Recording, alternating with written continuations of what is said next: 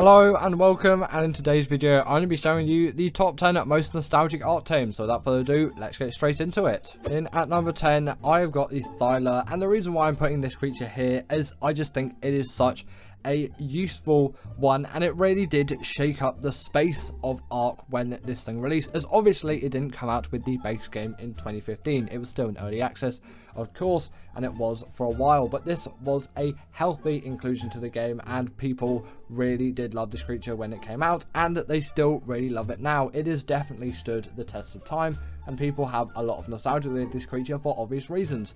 One, it has been in the game for quite a while now, so there's been a lot of time to use these creatures, and they're so useful and great anyway.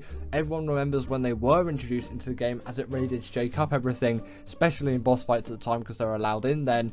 Obviously then they did have to be banned for their wall climbing abilities, but still, you know, that was a really nice time in the past. And with these creatures still being great to this day and people having great memories with this creature, it really does make sense why it is on this list, and obviously why I've put it on this list. They also do the bleed ability as well. They are great combat creatures, truly amazing tames. They can climb any kind of wall or vertical surface. They are fantastic. I'm so glad Wildcard added them into the game, and they really did shake up the island a little bit. Continuing on, we have got the Therizinosaurus, and no, it's not because its side was unlocked at level 69. Nice. Great inclusion, but that is not the only reason why I put it on this list, but definitely, you know, at heart it's still a factor, am I right? Either way, these creatures, I'm pretty sure, were in the game reasonably early on. I don't think they were out when it released, but I'm not actually quite sure with the timing of these creatures. I've just remembered for a while I have loved these creatures as general gatherers. Yes, you can use them for the dragon boss fight, they're great for that, but I loved their ability to gather fiber, and at the time I'm not sure where the moss chops was in the grand scheme of things. I didn't really use any of those things. I remember just killing those things for hide. I didn't really use them. The only time I have used them is for organic polymer from Kairukus. That's the only use I've got out of the moss chops. Doesn't have enough nostalgia for me, of course, to be on the list, but the Theri was my go-to fiber gatherer, and also it's a pretty good berry gatherer as well, and calling it the Chickle Chicken was something which really does make this thing a lot more memorable. If the creature has got a funny nickname, it is just going to become a lot more memorable and sort of a lot kinder to people as well, and kinder in their minds, and this really does fulfill that. It's a great creature which is capable of loads of gathering, and that is why it's so respected in me, and that is why I find it to be a really nostalgic art tame. So the UT is a prime boss creature, but actually when it first released, I know it's a bit of a later one, which is why I'm kind of putting it back. I think I'm pretty sure it was a 2017 or 2018 creature, something around that. Pretty confident is 2017 though, rather than 2018. I remember it coming out around the time Aberration was released, and I really like these things as a general carnivore. Obviously I did use them in boss fights for their courage raw. That was just a really nice thing to have, but I loved using them just as the essence of a carnivore because they were fast, agile, mobile, and they did a lot of damage. Their health is quite decent, and their stamina isn't the worst thing in the world. Yes, at least Spino was a kind of sort of better carnivore in my eyes, but I found this to be better just for land travel. I don't really know the particular reasons why I decided it, but I just liked it so much, and I still love it to this day. You might just say, well, Spino can do everything, and Spino could pretty much do everything in terms of travel that the UT could do, probably even better. But for me, the fact that it was so useful in bosses, even though it was a late creature, this did make quite a massive difference considering the stage of the game it came out to me, and that is why I put it on this list, and it's still far back enough that the nostalgia is definitely there with this thing. At number 7 we have got the Rex, and I find that come on with the Rex, it is just such a well-known dinosaur. It's probably one of the most popular dinosaurs in the earth, or on the world even, probably even the most popular. Everyone that knows what a dinosaur is will know what a T-Rex is, probably a Stego and a Triceratops as well, and it really does stand to that in Ark. The Rex has a lot of nostalgia. They have obviously gone through a model change since release, but they've been in the game right since the beginning. They've been that tame that people tend to look up to in the early days of Ark. Now they're not really looked up to a lot actually, which is a bit of a shame because there are a lot of other creatures which are just completely changed the space of Ark. Ark is a very different game now to what it was in 2015. Yes, for the better, but in some ways I might say for the worse as well, but that is what Ark 2 is trying to amend, and ASA tried for a little bit but then kind of failed because you've got to keep it how it is now. nowadays the world's moved on, and in my opinion it's moved on to a sort of a better place. But obviously the nostalgia factor is going to make everything in the past pretty much seem better than what you're dealing with now, because it gets rid of all the bad stuff, and then you've got all the good times that you had. And at the time you probably didn't know that there would be nostalgic moments, but they definitely were. But yeah, this creature, king of boss fights, really is a valuable tame to have in any given boss fighting scenario and general attack in combating scenario, as long as there's not too much mobility involved, as it does really struggle with that. Talking about the Spino, which obviously I did in the previous two, I think, Uranus is when I was talking about this thing. Either way, the Spino does hold a strong place in my heart for a nostalgic tame. These were kind of what I sought after even more than the Rex. I don't know if that was just me, but I thought the Spino as a bigger, more powerful creature. They didn't have as much health as the Rex, and they still don't, but they have a heck of a lot more ability. Back then they didn't have the hydration buff and they could stand up on their hind legs, but I still love these things to death and use them in boss fights hugely. I used it actually a bit more than the Rex, I would say, in my opinion. I do use Rexes more now, but mainly I do actually use the Deinonychus, which is not on the list because it's not quite old enough for that nostalgia factor, so I am definitely sticking to the older bunch for this list, of course. Like, come on, you've got to stick to those probably pre-extinction creatures, I'm going to say. All of these creatures are aberration, or sooner. In fact, probably even sooner than that, really. The Uti's a sort of outlier.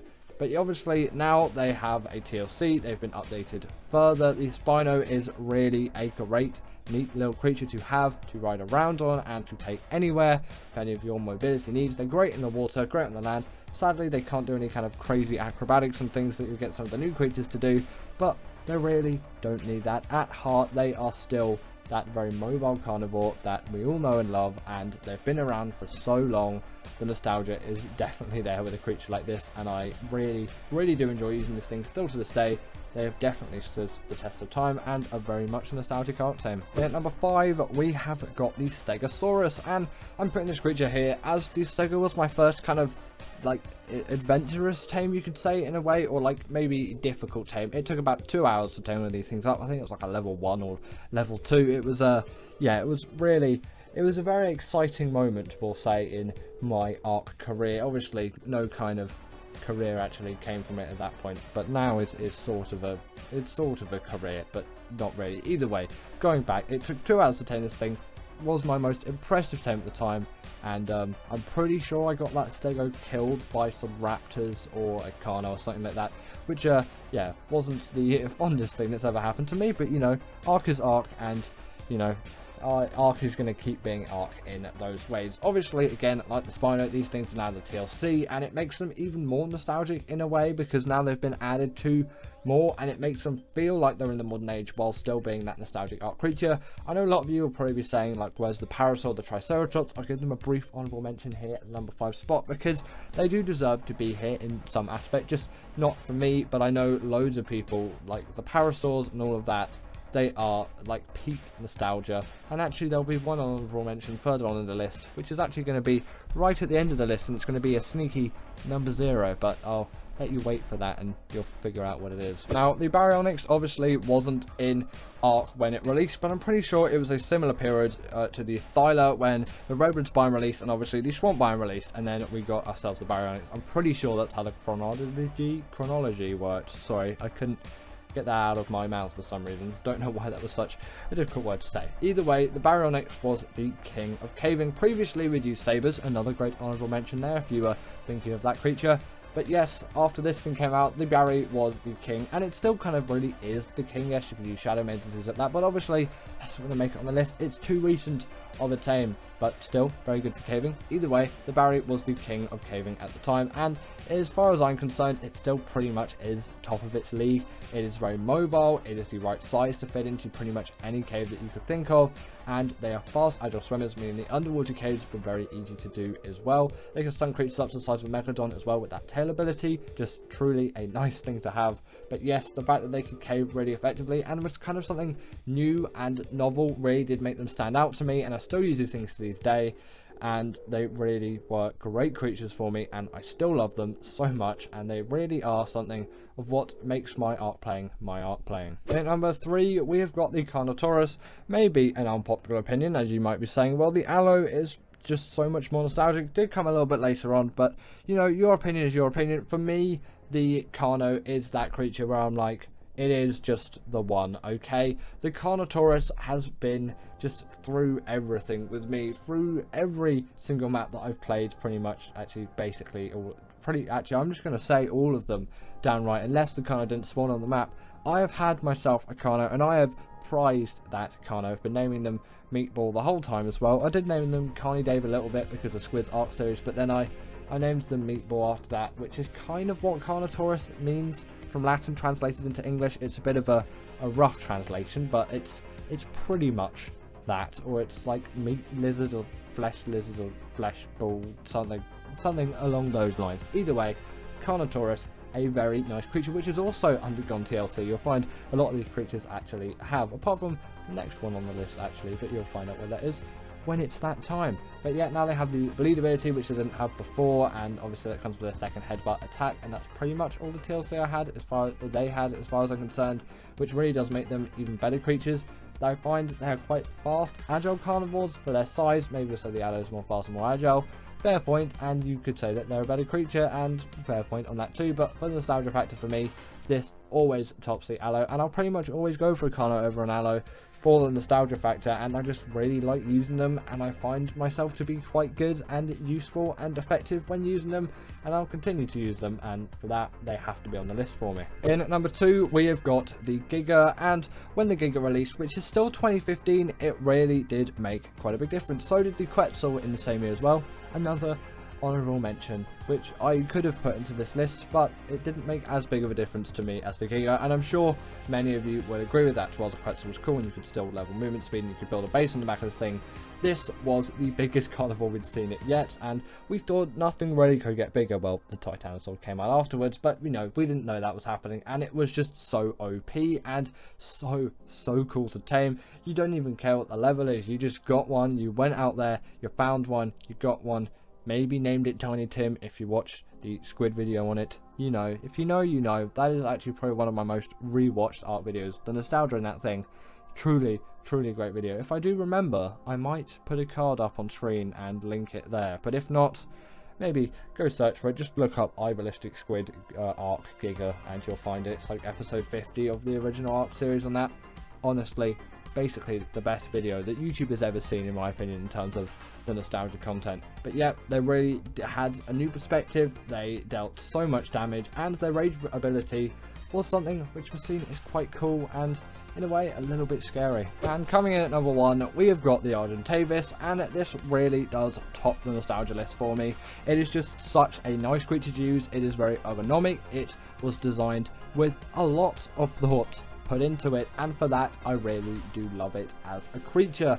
It also has seen a TLC since it's been released as well. Kind of weird to think that the Giga hasn't, at least as far as I'm concerned, it hasn't still got that atrocious stamina and all of those things with it. But I guess the Carcharodontosaurus is the sort of TLC of the Giga, if you will. But yes, this has seen a TLC. Well, I'm pretty sure that added all of the weight reduction stuff, something along those lines. At least I'm pretty sure, confident that it added the saddle as a smithy if it didn't have that already, because I think the Castoroides was the first creature to do it, and then it adopted it, and that regen buff was definitely not present. Actually, they might have had the weight reduction stuff back then. Either way, I did use these things for a lot of meta farming, because although the Pteranodon, another honourable mention you could put on this list as well, was a great creature, I didn't find them really to be very nice to use at the time. Like, I was like, yes, first flight, and that is really a big achievement in Ark, but the Archie just felt like the next step and the thing that was really memorable for me, and once I got one, I never stopped using one, and to this day, still use them. Again, not really sure with the chronology of whenever the TLC came out, but to this day, I still really use them and love all their abilities. They can even carry an extra creature in their mouth, which I'm confident they didn't have before the TLC. Just honestly, great creatures. And in at number 0, I've decided to put the Dodo, because does anything get better than the Dodo? It's probably the first creature you'll see in Ark. maybe unless the Dilo's there, but you know, the Dilo's not the creature you remember. The creature you remember is the dodo, this little cute thing that runs around on the beaches. It is the pinnacle of Ark. The Ark logo and the Ark wallpaper should all just have the dodo at the forefront. You've got the dodo rexes and the dodo wyverns, but nothing stands in comparison to the great original dodo, and that is why obviously it deserves to be king of this list 100%. And give it up for our patrons Ekaterina Puchkova and Karina Thorne, Dominic Maciejewski, sorry about that name, and everyone else that's on this list. All the people I've mentioned are paid members, and if you feel like that's something you want a shout out at the end of the video, go join the Patreon or become a paid YouTube member.